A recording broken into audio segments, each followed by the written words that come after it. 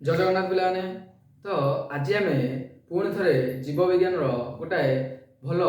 Important topic को पढ़ा जोटा पिलाने बुझे टे प्रोब्लेम होता है से ठीक प्रक्रिया बुझी ना से मन रखी पारती क्वेश्चन गुरा भूल करता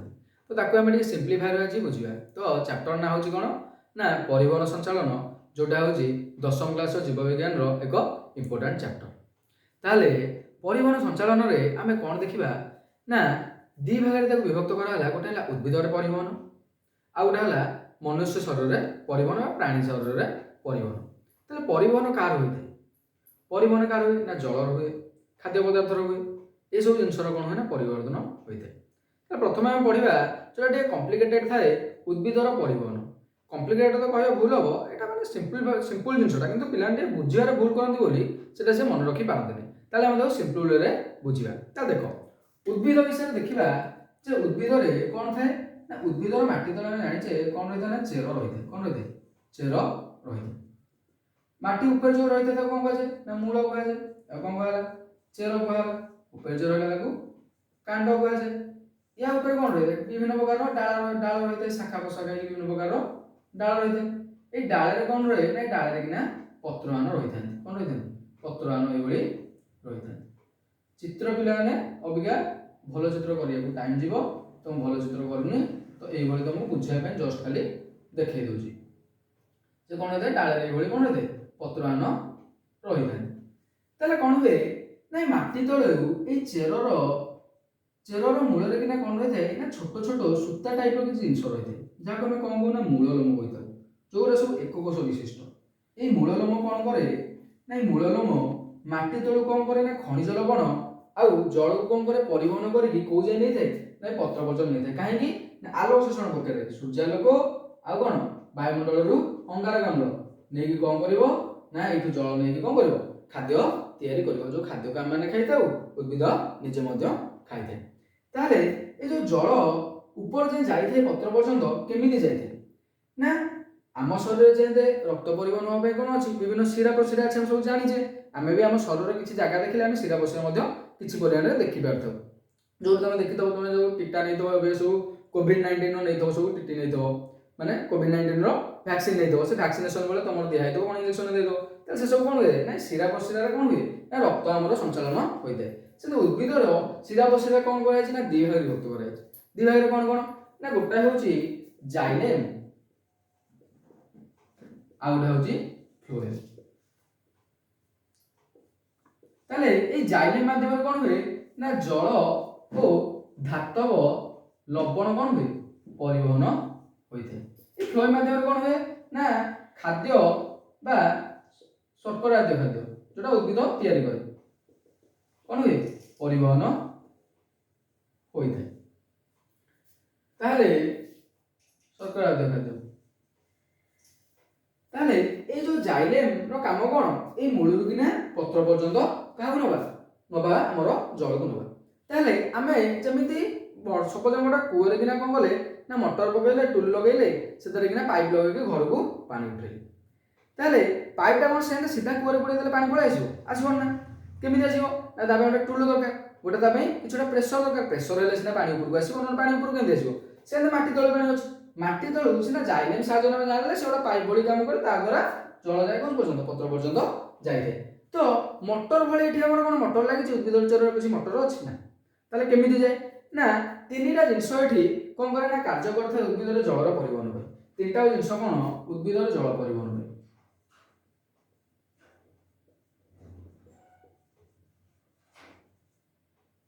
तीन टा जिन कौन करते प्रथम जिन हूँ कौन ना कैशिक आकर्षण द्वितीय जिन हूँ कौन ना आमर मूलचाप तृतीय जिन हूँ कौन ना आमर संसर्ग तत्व। ताले यही तीन टा जिन लगे कौन हुए ना उद्भिदर माटी तल जल कौन जाए पत्र पर्यंत जाए। ताले प्रथम बुझा कैशिक आकर्षण कौन ताले देख कैशिक आकर्षण हूँ ना आमर जदि आम गोटे छोटिया कौन नवा ना रिफिल नवा कौन नवा रिफिल टे नवा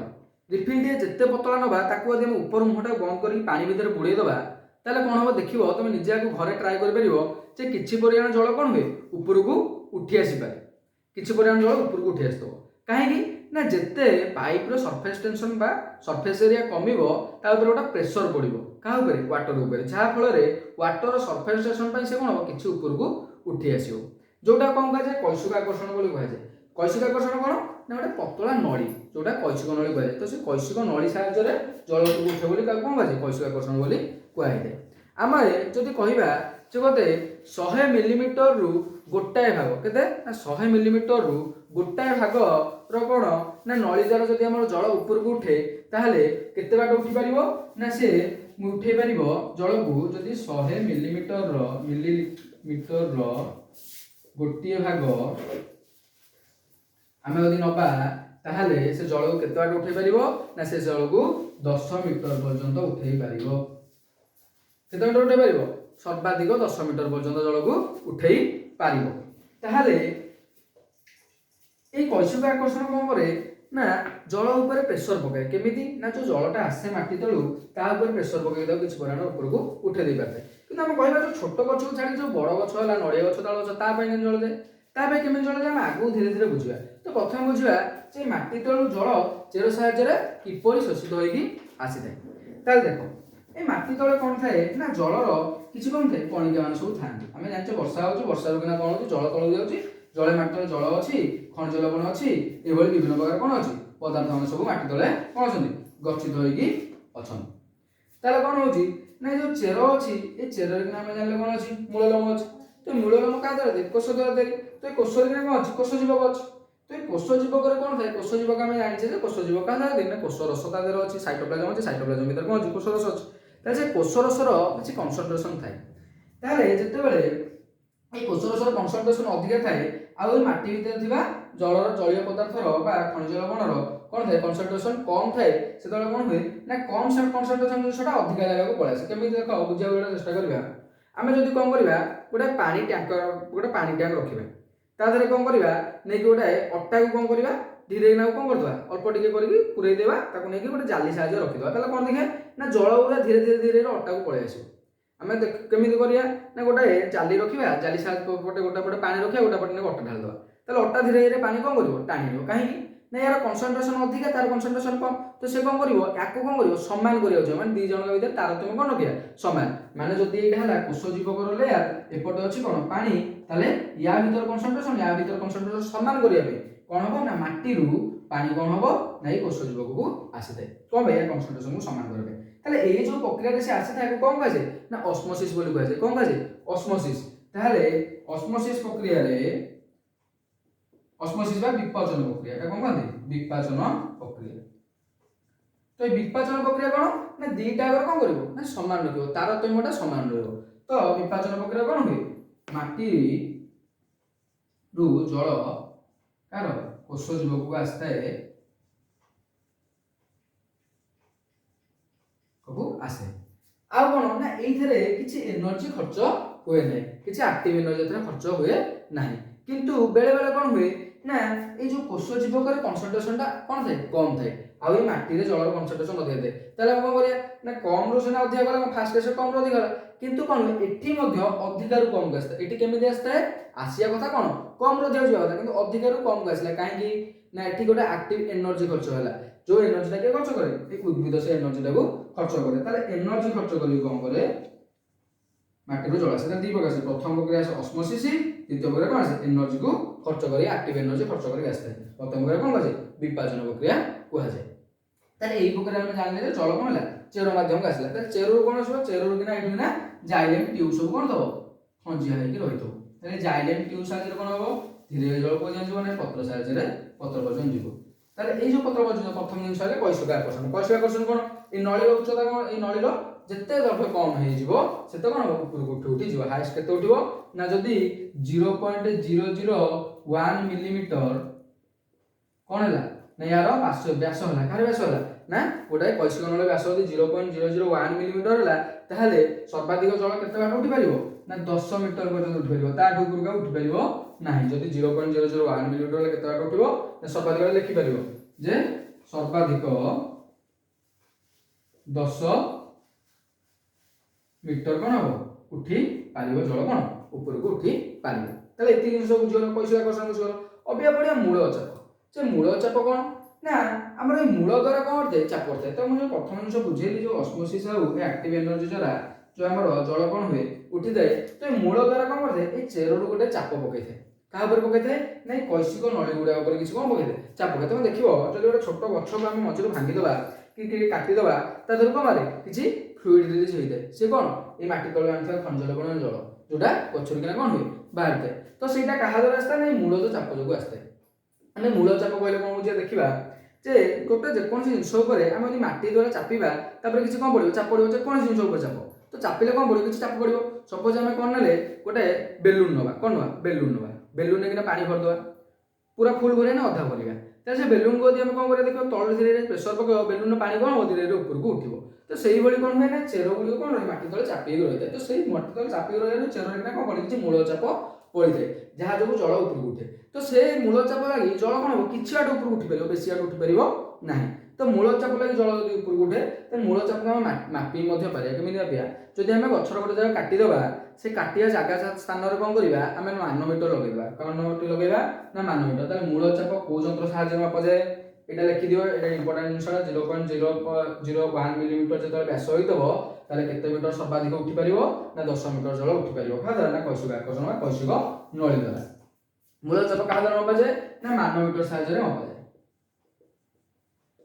ତାହେଲେ କେମିତି ମାପିବା ନା ଗୋଟେ ଗଛର କିନା ଗୋଟେ ଜାଗାରେ କଟ୍ ଲଗେଇଦେଲେ କାଟିଦେଲେ ତା ଭିତରେ କିଛି କ'ଣ ହବ କିଛି ପାଣି ରିଲିଜ୍ ହବ ବା କିଛି ୱାଟର ବା ଗଛର କିଛି ଫ୍ଲୁଇଡ୍ ରିଲିଜ୍ ହବ। ସେ ଯେଉଁ ଫ୍ଲୁଇଡ୍ରେ ସେଠି ଆମେ ଯଦି ମାନୋମିଟର ଲଗେଇଦେବା ମାନୋମିଟର ଲଗେଇଦେଲେ କ'ଣ ହବ ଏଇ ମୂଳର କେତେ ଚାପ ପଡ଼ୁଛି ସେଇଟାକୁ ସେ ମାନୋମିଟର ସାହାଯ୍ୟରେ କ'ଣ କରିବା ମାପି ପାରିବା। କ'ଣ ହୁଏ ନା ଏଇ ମୂଳ ଚାପ ଆଉ ଗୋଟେ ଜିନିଷ ଆଫେକ୍ଟ କରେ କ'ଣ ଏଇ ଜଳର ପରିବହନ ପାଇଁ। ସେଇଟା ଆଗକୁ ପଢ଼ିବା ଧୀରେ ଧୀରେ। ସଂସଦ ପୂର୍ବରୁ ଏଇଟା ମୁଁ ତୁମକୁ କହିବାକୁ ଚାହିଁବି ଯେ କ'ଣ ହବ ନା ଗଛରେ ଆମେ ଜାଣିଛେ ସୂର୍ଯ୍ୟ କିରଣ ଦ୍ୱାରା ଆମେ ଦେଖିବା ଯଦି ଗୋଟେ ଗଛ ପତ୍ରରୁ ଛିଡ଼େଇ ଦେଇକି ତଳେ ପକାଇଦେବା ତାହେଲେ ସୂର୍ଯ୍ୟ କିରଣ ଦ୍ୱାରା ସେ ଗଛର ପତ୍ରଟା କିଛି ସମୟ ମଧ୍ୟରେ ମଉଳିଯିବ ବା ଶୁଖିଯିବ। କିନ୍ତୁ ଗଛରେ ସେ ପତ୍ରଟା ରହିଲା ବେଳେ କାହିଁ ଶୁଖୁନି? ସେଇ କଞ୍ଚା ପତ୍ରକୁ ଆମେ ଯଦି ଗଛରୁ ଛିଡ଼େଇକି ଆଣି ପକାଇଦେଲେ ସେ କିଛି ସମୟ ମଧ୍ୟରେ ଶୁଖି ଯାଉଛି ବା 2 ଘଣ୍ଟା 3 ଘଣ୍ଟା ଯଦି ଖରା ରଖିଦେଲେ ଶୁଖି ଯାଉଛି। କିନ୍ତୁ ଗଛରେ ଥିଲାବେଳେ କାହିଁ ଶୁଖୁନି? କାହିଁକି ନା ସୂର୍ଯ୍ୟର କିରଣ ଦ୍ୱାରା କ'ଣ ହୁଏ ଜଳ କ'ଣ ହୁଏ ବାଷ୍ପୀଭବନ ହେଇକି ପଳେଇଥାଏ। ଗଛରେ ଥିଲାବେଳେ ମଧ୍ୟ ବି ଗଛରୁ ପତ୍ରରୁ ଜଳ କ'ଣ ହୁଏ ବାଷ୍ପୀଭବନ ହେଇକି ଯାଇଥାଏ। କିନ୍ତୁ କ'ଣ ହୁଏ ବାଷ୍ପୀଭବନ ହେଇକି ଗଲେ ମଧ୍ୟ କ'ଣ ହୁଏ ଜଳ ଧୀରେ ଧୀରେ କ'ଣ ଉପରକୁ ପୁଣି ଥରେ ଜଳର ପ୍ରସ୍ତର ପୃଷ୍ଠକୁ ପଳେଇ ଆସେ। ତାହେଲେ ଜଳ କାହା ଦ୍ୱାରା ଯାଏ ନା ପତ୍ରରେ ଗୋଟେ ଛୋଟ ଛୋଟ ରନ୍ଧ୍ର ଅଛି ଯାହା କ'ଣ କୁହାଯାଏ ଷ୍ଟୋମ ବୋଲି କୁହାଯାଏ। ତ ଏଇ ଷ୍ଟୋମ ସାହାଯ୍ୟରେ ଜଳ କ'ଣ ହୁଏ ବାଷ୍ପୀଭୂତ ହେଇକି ପତ୍ରର ପୃଷ୍ଠରୁ ସୂର୍ଯ୍ୟ କିରଣ ଦ୍ୱାରା ବାଷ୍ପୀଭୂତ ହେଇକି ପଳେଇଥାଏ। ଆଉ କ'ଣ ହୁଏ ନା ଏଇ ଜାଇଲେମ୍ ନଳୀ ଦ୍ୱାରା ପୁଣି ପତ୍ରର ପୃଷ୍ଠକୁ ଜଳ ଆସିଥାଏ ଯାହାକୁ କ'ଣ କୁହାଯାଏ ନା ଯାହାକୁ ଉଚ୍ଛେଦନ ପ୍ରକ୍ରିୟା କୁହାଯାଏ। କ'ଣ କୁହାଯାଏ ନା ଉଚ୍ଛେଦନ ପ୍ରକ୍ରିୟା କୁହାଯାଏ। ତ ଉଚ୍ଛେଦନ ପ୍ରକ୍ରିୟା ଆଗ ଏଥିପାଇଁ ବୁଝିବା କାରଣ ସଂକ୍ଷିପ୍ତ ତତ୍ତ୍ୱ ବୁଝିବା କଲେ ପ୍ରଥମେ ଆମର ଉଚ୍ଛେଦନ ପ୍ରକ୍ରିୟାକୁ ବୁଝିବାକୁ ପଡ଼ିବ। ତାହେଲେ ଉଚ୍ଛେଦନ ପ୍ରକ୍ରିୟାରେ କ'ଣ ହୁଏ ନା ଜଳ ଉପରକୁ ଗୋଟେ ନିରବାଚ୍ଛିନ୍ନ ଭାବରେ ଚାଲିଥାଏ ନା ଯେତିକି ଏ ପତ୍ରର ପୃଷ୍ଠରୁ ଜଳ ସୂର୍ଯ୍ୟ ବାଷ୍ପୀଭୂତ କରୁଥିବେ ସେତିକି ଜଳ କ'ଣ ଆସୁଥିବ ପତ୍ରର ପୃଷ୍ଠକୁ ପଳେଇ ଆସୁଥିବ। କେମିତି ଆସୁଥିବ ନା ଏ ତିନିଟା ଜିନିଷ ଭିତରେ କନସିଡର ହବ। ତାହେଲେ ଅବିକା ପଢ଼ିବା ଆମେ କ'ଣ ସଂଶକ୍ତି ତତ୍ତ୍ୱ। ତ ଏତକ ଲିଖି ଦେଉଛି ଯାହା ଲେଖିବା କଥା ଲେଖିଦିଅ ତାପରେ ଆମେ ଗୋଟେ ସଂଶକ୍ତି ତତ୍ତ୍ୱ।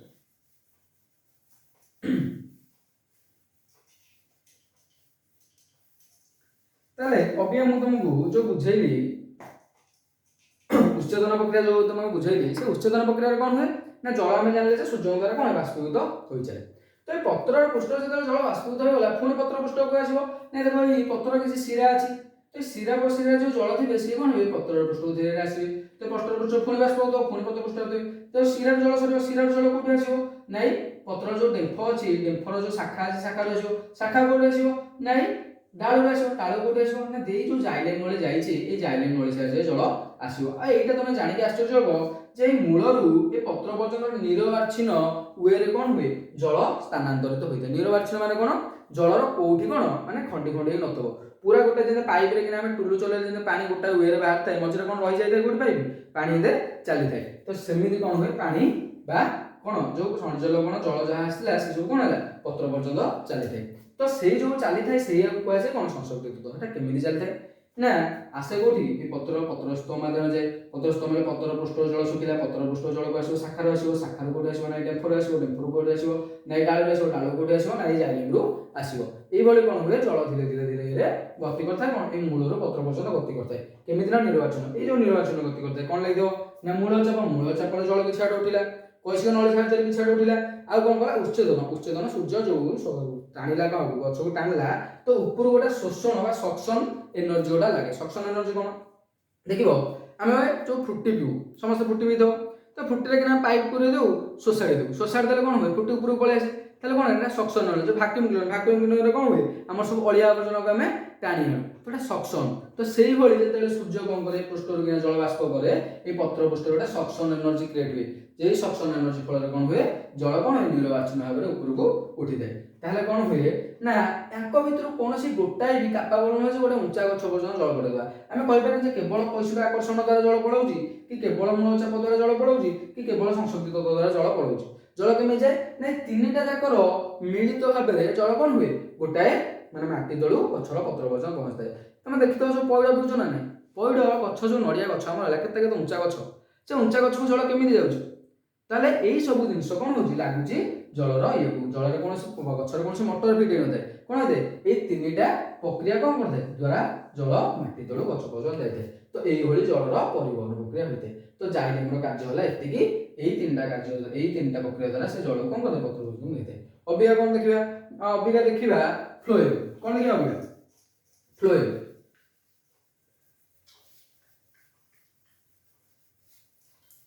कोन कोन हुए ना जाइलेम पर कोन हुए ना फ्लोएम साहाଯ୍य कोन हुए ना हमर खाद्य पदार्थ रो स्थानांतरित हुए देखो जल कोन हुए केवल गोटाई वे ट्रांसपोर्ट हुए माने जल हम कोन ऊपर तळु आसे हम पत्र रे कि ना गोटे गछ कोन करबा एंदी नुआ रखि दबा ताऊ जत्ते पानी ढालिया ता पत्र रे केबे ता पत्र रो माटी तळु को जल कोन होनी आसीबो नाही हम यदि कोन करबा एमिति पत्रटा को एंदी लोटी रखि दबा गछटा गोटे हम सब रखतवा करे फुल गछ रखतवा कुंड रे कि कुंड कोन करबा लोटी दो लोटे ता मूले पानी न ढाली ता पत्र रे ना ढाली मासे कोन देखियो गछटा मर जाउ किछ दिन भीतर अरे मर जाना काहे ना पत्र रो कि ना केबे तळु कोन होनी पानी जाय नाही ताले पानी कोड जाय ना माटी तळु ऊपर जाय ए जो तीनटा जिंस पड़ले तो माटी तळु से जल कोन नै ऊपर को नै जाय ऊपर तळु के आसेनी ताले जाइलेम कोन हुए वन वे ट्रांसपोर्टेशन हुए माने ऊपर केवल तळु ऊपर को कोन हुए जलर स्थानांतर हुए किंतु फ्लोएम साहाଯ୍य कोन हुए ना हमर जो पत्र किना कोन हैला जो खाद्य प्रस्तुति हैला जोरा हम पढिसे शोषण रे पढले पोषण रे पढले पत्र केमि खाद्य प्रस्तुति आलोचना रे पढले तो जो खाद्य प्रस्तुति हैला खाद्य कोन हबो ई फ्लोएम साहाଯ୍य कोन आसीबो ना चेल पर्यंत आसीबो मूल पर्यंत पत्र ए पत्र किना अगल जो डाळ अछि से पर्यंत मध्ये जिवो कांड पर्यंत मध्ये आसीबो तो एई भली कोन हुए चारि आड हुए माने टू वे माने कोन हुए ऊपर को मध्ये जाई परिबो तळ को मध्ये आसी परिबो ऊपर मध्ये एटा हला कोन जाइलेम केवल कोन हुए वन वे ट्रांसपोर्टेशन तळु ऊपर को फ्लोएम कोन हुए ऊपर तळ को दी वे रे ट्रांसपोर्टेशन होइते एति मन रखिलो फ्लोएम विषय हम मध्ये कि जानिया नै अबिगा में कोन उद्भिदर पढि देले कोन ट्रांसपोर्टेशन बा परिवहन पढि सारले अबिगा में देखिबा कोन ना मनुष्य रे केमिति परिवहन संचालन कार्य होइते या उद्भिद रे परिवहन कार्य हम सार देले कोन ना जल केमिति उद्भिद रे ऊपर तळ को परिवहन होइते आ खाद्य केमिति ऊपर तळ को आसे तळ ऊपर सब हम पढले तो उद्भिद रे परिवहन तो समस्त भल रे क्लियर होइतो हम जानि छी तो जदि विषय बुझी पारथबो जोटा हम बुझाइ जो तुम बुझी पारथबो ताले वीडियो गोटा लाइक कर दबो यारो पार्ट 2 रे हम आनिबा कोन ना मनुष्य रे कोन आनिबा रक्त न काना वीडियो रे न बहुत लंबा हो जिवो तुम देखियो परिगबो तो सेति बा हमें पार्ट करी आनिबा तो या पर पार्ट रे हम कोन आनिबा ना आनिबा केमिति मनुष्य शरीर रे रक्त रो संचालन होइते खाद्य केमि जाय थाए सब जिंस पढिबा तो जय जगन्नाथ एति कहि ए वीडियोटी रखुछी।